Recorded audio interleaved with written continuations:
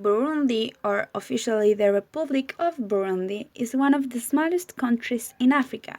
It has an equatorial climate and it is landlocked in the Great Rift Valley where the African Great Lakes region and East Africa converge.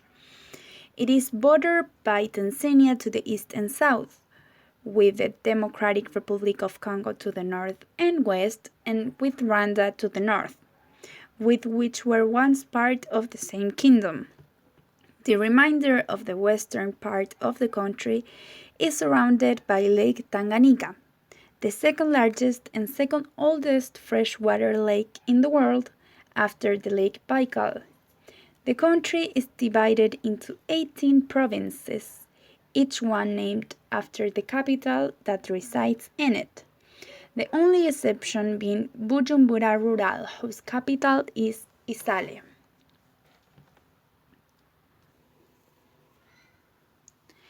There are 17 communes and 2,638 collines or hills. The capital city is Bujumbura, located on the northwest coast of Lake Tanganyika.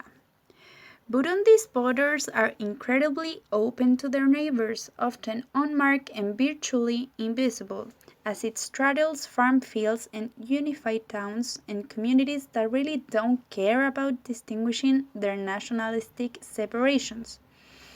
There are two national parks. The Kibira National Park to the northwest, a small region of rainforest adjacent to Nyungwe Forest National Park in Rwanda. The Ruvubu National Park to the northeast, along the Ruvubu River, also known as Ruvubu. Both were established in 1982 to conserve wildlife populations. As for its flag, this is divided into four parts by a white diagonal cross. The upper and lower parts are red, while the left and right are green, and there are three red stars in the middle. The white means peace, the red means suffering, and the green means the nation's hope for future development. The stars stand for three major ethnic groups of Burundi: the Hutus, the Tutsis, and the Twas. But it also stands for the three parts of the national motto: Umbumbe, Ibikorwa, and Iterambere in Kurundi, which means unity, work, and progress. Okay, so in order to understand how Burundi works, you have to know two things. First, a little bit of history, and second, who exactly are the Hutus and the Tutsis? The Hutus and the Tutsis are basically indistinguishable from each other and came from the same people group. Many Burundians and Rwandans will tell you that the perpetuated stereotype is that Hutus are a little bit shorter and stockier with wider built bodies used for manual labor, while Tutsis are taller and leaner with svelte bodies used for adorning themselves with beautiful garbs of the high class. Hundreds of years ago, anybody who built up wealth and status became automatically a Tutsi, even if they were affiliated with the Hutu tribe. So it's pretty much just a social structure rather than ethnicity. Both tribes speak relatively the same language. The only difference is between the Rwandan and Burundian Hutus and Tutsis. They have a slightly different dialect, but it's mutually understandable. Nowadays, people speak French and Kirundi, which are the official languages. However, English and Swahili are widely taught, and most citizens are polyglots, with trilingual or even quadrilingual capabilities, learning all four languages in elementary and middle school. As for their religion, sources estimate the Christian population at between 80 or 90%, with Roman Catholics representing the largest group at between 60 or 65%. Protestant and Anglican parishioners constitute the remaining 15 or 25%, and an estimated of 5% of the population adheres to traditional indigenous religious beliefs.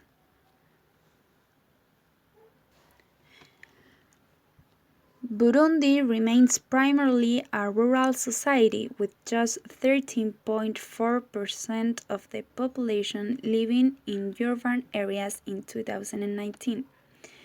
The population density of around 315 people per square kilometer is the second highest in sub-Saharan Africa. The country has a little over 10 million people, making Burundi one of the most densely populated countries in Africa. The majority of the population, about 83%, are from the Hutu tribe, and about 16% are from the Tutsi tribe. These two tribes have not only greatly shaped and molded the political social structure of this entire country, but also areas around the region. And finally, you have a really small minority of people from the Twa tribe. The Twa, Hutu, and Tutsi tribes have lived in Burundi for at least 500 years, and for more than 200 of those years, Burundi was an independent kingdom, until the beginning of the 20th century, when Germany colonized the region. After the First World War and Germany's defeat, it ceded the territory to Belgium. Both Germans and Belgians ruled Burundi and Rwanda as a European colony known as Rwanda-Urundi.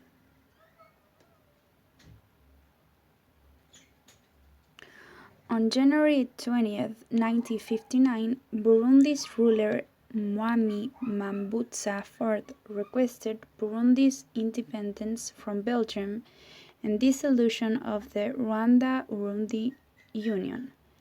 In the following months, Burundian political parties began to advocate for the end of Belgian colonial rule and the separation of Rwanda and Burundi.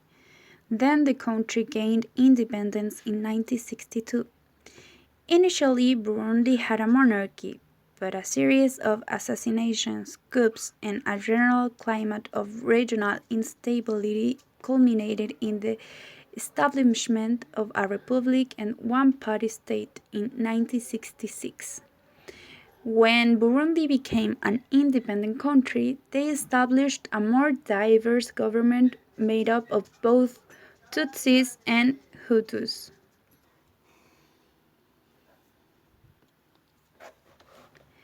At the beginning of the 60s, extremist Hutu rebels and extremist Tutsi rebels went back and forth, committing all sorts of atrocities in both Burundi and Rwanda.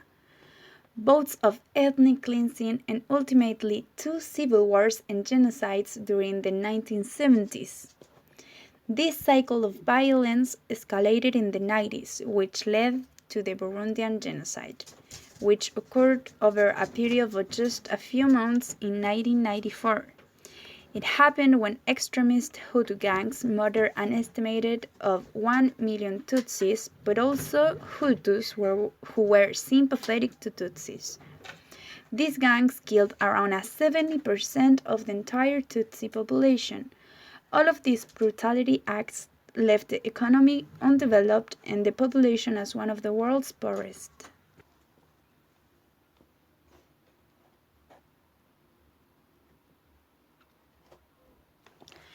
After Rwanda, Burundi is the second most densely packed land country in Africa. The country lies on the East African Rift, which includes the Kagera River, the most remote headstream and speculated source of the Nile River. The average elevation of the Central Plateau is 1,707 meters, with lower elevations at the borders. The highest peak, the Mount Hiha at 2,685 meters, lies to the southeast of the largest city and economic capital, Bujumbura. The source of the Nile River is in Bururi province and is linked from Lake Victoria to its headwaters via the Rubironsa River.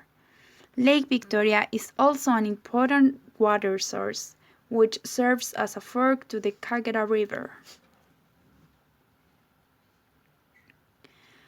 Burundi is a resource-poor country with an underdeveloped manufacturing sector. The economy is predominantly agricultural, accounting for 50% of GDP in 2017 and employing more than 90% of the population. Subsistence agriculture accounts for 90% of agriculture. Burundi's primary exports are coffee and tea, which account for 90% of foreign exchange earnings, though exports are a relatively small share of GDP. Other agricultural products include cotton, tea, sweet potatoes, banana, milk, etc.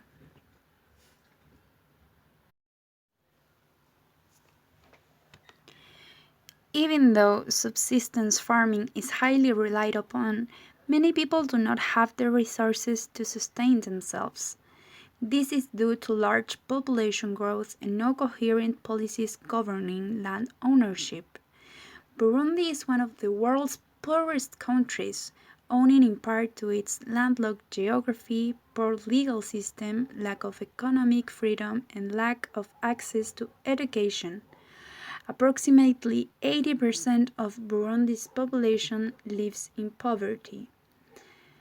And due to the high population density and yet widespread dispersion of the people, deforestation has actually been a major issue, as only about 600 square kilometers of natural untouched forest remains in the country. And that's it, guys. I hope you've learned a little bit more about Burundi, because honestly I did. And that's it. Really amazing country, and its story is a little bit sad, but Burundi, and I hope you liked it.